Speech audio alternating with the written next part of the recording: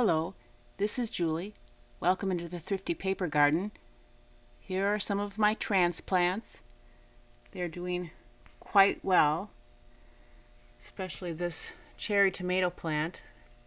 The stem is quite sturdy and has lots of beautiful green leaves. These are all the various peppers and tomatoes that I started. Right now I have 41 transplants. In the back are still the seedlings that I'm either going to give away or have yet to transplant.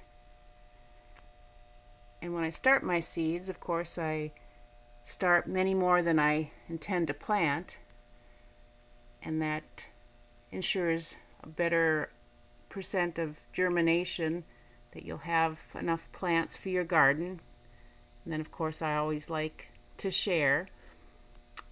And when I'm transplanting, the ones I'm going to give away, I often reuse this container and put a little soil with the seedling in this and label each of the plants, and then I give those away. And those that garden usually are very happy to have received them. So right now I'm kind of in a holding pattern, just making sure they get all the nutrients that they need.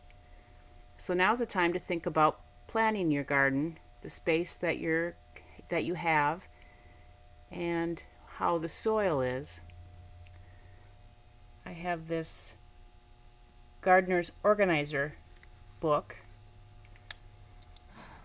and on the first page it says know your garden. And if you have just started to garden or have for a while, you should check the pH of the soil, and you can buy home kits, or the University of Minnesota has an extension office that you can send soil to have it tested. And then you need to think about the different plants that you're going to put in the garden. And I read books, of course, and write down the different things that I plan to plant and what their requirements are, what the row spacing is. And I also look at how each of the plants, how the best ones to put close to one another.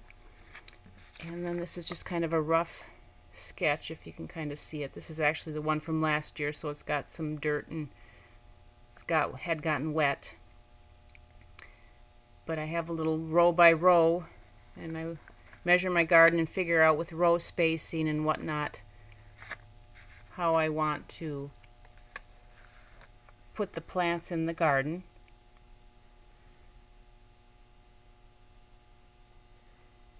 And you want to wait till the ground is dry enough to start working it. Usually if you can take a handful of dirt and squeeze it together and it doesn't stay in a ball, that would mean it's too wet. But if the ball kind of falls apart, then it's dry enough to till. I till my garden every spring, and you want to do it a couple weeks before you plan to plant, because tilling is good for the ground, but it also breaks up the matrix of nutrients, and the earthworms kind of scurry away, so you want to give the ground a couple weeks to rest, and you can get the microbes in the soil to remake their matrices of nutrients and get the worms back in the garden.